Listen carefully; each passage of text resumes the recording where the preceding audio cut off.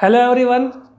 आज हम लोग इलेक्ट्रॉन ट्रांसपोर्ट चेन के सीरीज़ को आगे बढ़ाते हुए नेक्स्ट कॉम्प्लेक्स को हम लोग पढ़ेंगे।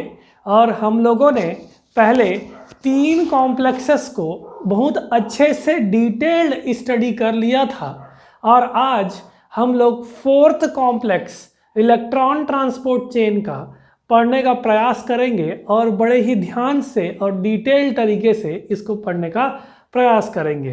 पहली बात, 4th complex electron transport chain जो है वो इनर मेम्ब्रेन ऑफ माइटोकॉन्ड्रिया में प्रेजेंट रहता है।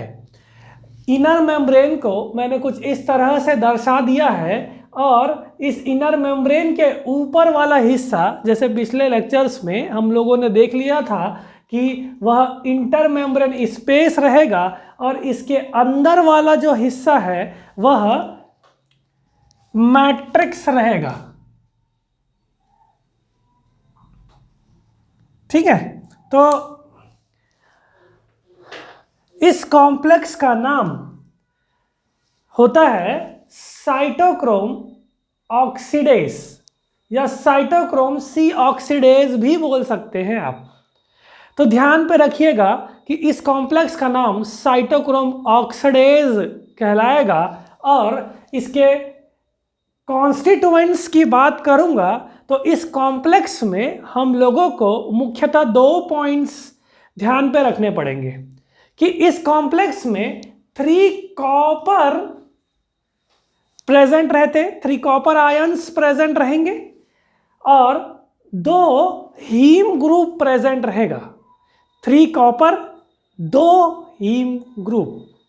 3 कॉपर कौन कौन से हैं? कॉपर ए और कॉपर ए, मतलब 2 कॉपर ए और 1 कॉपर बी। तो 3 कॉपर आयंस इस कॉम्प्लेक्स में रहेंगे और जो कि कॉपर ए और कॉपर बी। और हीम की बात करें तो हीम जो है हमारे पास 2 हीम ग्रुप्स प्रेजेंट रहेंगे, respectively heme A and heme 3। ठीक, तो इस कॉम्प्लेक्स में अगर आपसे कोई भी पूछा जाएगा कि कॉपर आयंस किस कॉम्प्लेक्स में प्रेजेंट होते हैं तो आप 4th कॉम्प्लेक्स लेंगे। ठीक, तो आपको पिछले लेक्चर्स में याद होगा जो साइटोक्रोम सी प्रोटीन है वह इंटरमेम्ब्रेन स्पेस की तरफ था और क्यू साइकिल की प्रक्रिया से इस साइटोक्रोम सी में 2 इलेक्ट्रॉन्स आकर के इसको रिड्यूस कर रहे थे। 2 इलेक्ट्रॉन्स कॉम्प्लेक्स 3 तक जब इलेक्ट्रॉन ट्रांसपोर्ट हो गया था तब तक हम लोगों ने इन 2 इलेक्ट्रॉन्स ने इस साइटोक्रोम को रिड्यूस कर दिया था। अब साइटोक्रोम सी जो है जो कि इंटरमेम्ब्रेन स्पेस की तरफ है उसके पास टोटल 2 इलेक्ट्रॉन्स हैं। तो ये आगे कॉपर आयन ए को अपने 2 इलेक्ट्रॉन्स ट्रांसपोर्ट करेगा और उस कॉपर आयंस को रिड्यूस्ड स्टेट पे पहुंचा देगा। ठीक, क्योंकि गेन ऑफ इलेक्ट्रॉन्स रिडक्शन को डिनोट करता है। तो अब ये 2 कॉपर रिड्यूस्ड स्टेट पे पहुंच गए। अब ये 2 कॉपर नेक्स्ट इलेक्ट्रॉन को अपने दोनों ही इलेक्ट्रॉन्स को हीम ए ग्रुप को ट्रांसफर करेंगे। हीम ए के बाद जो 2 इलेक्ट्रॉन्स है वह 2 भागों में बढ़ जाएगा। ठीक, हीम A3 में 1 इलेक्ट्रॉन आएगा और वह हीम A3 रिड्यूस्ड स्टेट पे पहुंच जाएगा। जो दूसरा इलेक्ट्रॉन है वह कॉपर बी के पास जाएगा और कॉपर बी को भी वह रिड्यूस्ड कर देगा। तो साइटोक्रोम सी से अल्टीमेटली 2 जगह पर हीम A3 और कॉपर बी में इलेक्ट्रॉन का ट्रांसपोर्ट हुआ हीम ए के थ्रू। ये डायग्राम से बहुत क्लियर कट समझ में आ रहा है कि इलेक्ट्रॉन का पाथ क्या है। नेक्स्ट देखिए, नेक्स्ट स्टेप बड़ा ही इंटरेस्टिंग स्टेप है। अब रेस्पिरेशन में हमारे पास ऑक्सीजन जो है हमारे इस सीन में आना स्टार्ट हुआ। ग्लाइकोलाइसिस ऑक्सीजन इंडिपेंडेंट प्रोसेस, यही था। ठीक, क्रेब्स साइकिल में भी हम लोगों ने ऑक्सीजन नहीं देखा था, लेकिन हमने carbon dioxide release Krebs cycle में जरूर देखा था। ये वही कार्बन डाइऑक्साइड है जो हम रेस्पिरेशन में बाहर रिलीज करते हैं। अब ऑक्सीजन हम लोगों ने एनवायरनमेंट से लिया है, तो ये जो रेड्यूस्ड हीम A3 और कॉपर B जो है वहां पे यह ऑक्सीजन पर ऑक्साइड लिंकेज से बाइंड हो जाएंगे। इसको हम लोग क्या बोलेंगे? पर ऑक्साइड लिंकेज से बाइंड हो जाएंगे। अब आप देखिए, कॉपर और हीम A3 से यह ऑक्सीजन जो हमने एनवायरनमेंट से लिया हुआ है वह इस ग्रुप में बाइंड हो गए हैं पर ऑक्साइड लिंकेज की मदद से। यह क्योंकि एक एक इलेक्ट्रॉन्स को ऑक्सीजन की आवश्यकता थी, 2 इलेक्ट्रॉन्स की आवश्यकता थी, और वह दोनों ही इलेक्ट्रॉन्स हीम A3 में 1 इलेक्ट्रॉन और कॉपर B में 1 इलेक्ट्रॉन था, उसकी वैलेंसी को सेटिस्फाई करके पर ऑक्साइड लिंकेज का फॉर्मेशन हो गया। ठीक, नेक्स्ट स्टेप हम लोग आगे देखने का प्रयास करेंगे। तो यह जो इलेक्ट्रॉन पाथवे में जो पर ऑक्साइड लिंकेज बन गया है, यह पर ऑक्साइड मैट्रिक्स एरिया से 2 प्रोटॉन्स को ग्रहण करेगा और ये पर ऑक्साइड लिंकेज के पास रेस्पेक्टिवली 2 प्रोटॉन्स आ जाएंगे और यह 2 प्रोटॉन्स इन ऑक्सीजन को सेटिस्फाई करने के बाद यह पर ऑक्साइड लिंकेज ब्रेक हो जाएगा। तो पर ऑक्साइड लिंकेज ब्रेक कैसे हुआ? मैट्रिक्स से 2 प्रोटॉन्स आए और इस कॉम्प्लेक्स में ऑक्सीजन के पास रेस्पेक्टिव दोनों प्रोटॉन्स ऐड हो गए। तब आप देख सकते हैं हमारे पास 2 ग्रुप्स देखने को मिल गए जिसको हम लोग OH ग्रुप बोल रहे हैं। ठीक, नेक्स्ट स्टेप बड़ा ही इंटरेस्टिंग है कि यह, अब आप देखिए, ये जो दोनों रेड्यूस्ड स्टेट पे है, अब इसको पुनः इस हीम A3 और कॉपर B में ऑक्सीडाइज्ड स्टेट में पहुंचाना रहता है। तो उस ऑक्सीडाइज्ड स्टेट में पहुंचाने के लिए इसमें यह हीम A3 और कॉपर B जो मेटल है, यह दोनों ही अगेन 2 प्रोटॉन्स का पंपिंग करेंगे और हीम A3 को कॉपर B को नॉर्मल वापस ओरिजिनल स्टेट में पहुंचा देंगे।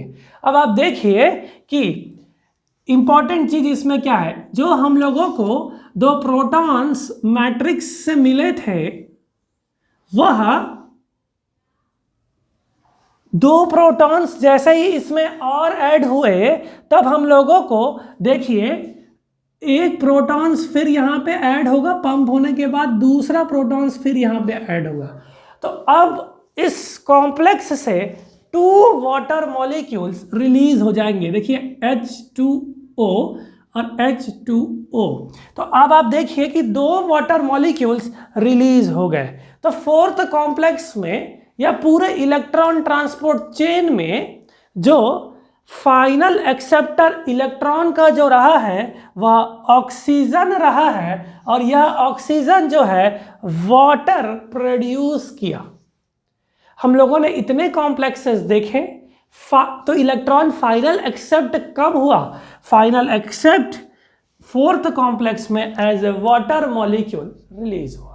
तो कुछ नहीं है ये 4th कॉम्प्लेक्स, बड़ा ही सिंपल सा प्रोसेस कि साइटोक्रोम C ने रिडक्शन का प्रोसेस किया, रेड्यूस्ड स्टेट में यह परऑक्साइड लिंकेज से बाइंड हुए हीम A3 और कॉपर B, और 4 प्रोटॉन्स हम लोगों को मैट्रिक्स में देखने को मिले। देखिए ये 2 प्रोटॉन्स यहाँ पे, 2 प्रोटॉन्स जैसे ही ग्रहण किए तो वाटर मॉलिक्यूल्स फिर से बाहर की तरफ पहुंच गए और जैसे ही ये लिंकेज टूटा हीम A3 और कॉपर B जो है वो ओरिजिनल ऑक्सीडाइज्ड स्टेट पे पहुंच गए, अगेन इलेक्ट्रॉन्स इस सीरीज में आएगा और अगेन यह प्रोसेस ऑक्सीजन को या इलेक्ट्रॉन को ट्रांसपोर्ट करेगा।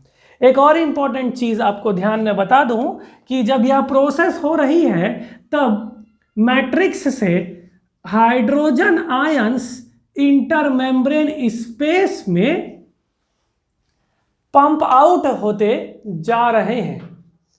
ठीक, तो आप देखिए कॉम्प्लेक्स 1, कॉम्प्लेक्स 3 और कॉम्प्लेक्स 4 वो जगह है जहां पे प्रोटॉन्स जो है मैट्रिक्स से इंटरमेम्ब्रेन स्पेस में पंप हो रहे हैं। अब आपके सामने एक सीन क्रिएट हो गया होगा कि हमारे पास 4 कॉम्प्लेक्स इनर मेम्ब्रेन में है और इंटरमेम्ब्रेन स्पेस की तरफ हाइड्रोजन आयंस कंटिन्यूअसली पंप होते जा रहे हैं। अब यह hydrogen ion concentration intermembrane space में बहुत ज़्यादा ही हो जाएंगे कंपैरेटिवली मैट्रिक्स से, और एक ग्रेडियंट का फॉर्मेशन होगा जिसमें इंटरमेम्ब्रेन स्पेस की तरफ जो हाइड्रोजन आयन कंसंट्रेशन है वह ज़्यादा है कंपैरेटिवली मैट्रिक्स से, क्योंकि कॉम्प्लेक्स 1, कॉम्प्लेक्स 3 और कॉम्प्लेक्स 4 कंटिन्यूअसली प्रोटॉन्स को इंटरमेम्ब्रेन स्पेस में क्या कर रहे हैं, पंप आउट करते जा रहे हैं। इस कारण से हाइड्रोजन आयन का कंसंट्रेशन बहुत ज़्यादा ही होते जा रहा है इंटरमेम्ब्रेन स्पेस में। अब इसी चीज़ को, इसी डिफरेंस को जो मैट्रिक्स में हम लोग के पास हाइड्रोजन आयन कंसंट्रेशन है और इंटरमेम्ब्रेन स्पेस में जो कंसंट्रेशन है उसमें इंटरमेम्ब्रेन में प्रोटॉन का कंसंट्रेशन या हाइड्रोजन आयन का कंसंट्रेशन ज़्यादा है कंपैरेटिवली मैट्रिक्स से। इस कारण से इस डिफरेंस को हम लोग बोलेंगे ग्रेडियंट। अब ये प्रोटॉन का डिफरेंस है, इस कारण से हम लोग इसको बोलेंगे प्रोटॉन ग्रेडियंट। तो यह हाइड्रोजन आयन यहाँ पे इकट्ठे होते जा रहा है। अब यह हाइड्रोजन आयन कंसंट्रेशन एटीपी बनाने में मदद करेगा और यह एटीपी बनाने के लिए हमारे पास 5th कॉम्प्लेक्स रिस्पॉन्सिबल रहेगा जिसको हम लोग एटीपी सिंथेज कहते हैं। ठीक, तो कॉम्प्लेक्स 5 को हम लोग नेक्स्ट वीडियो में देखने का प्रयास करेंगे और एटीपी सिंथेज में थोड़ा सा डिटेल्ड पढ़ने का प्रयास करेंगे। आप जब तक के कॉम्प्लेक्स 4 को बड़े ही ध्यान से इसकी सीरीज को समझते जाइए और कोई भी दिक्कत होगा आप ज़रूर मेरे को कमेंट बॉक्स में लिखें। आप सभी का बहुत बहुत धन्यवाद।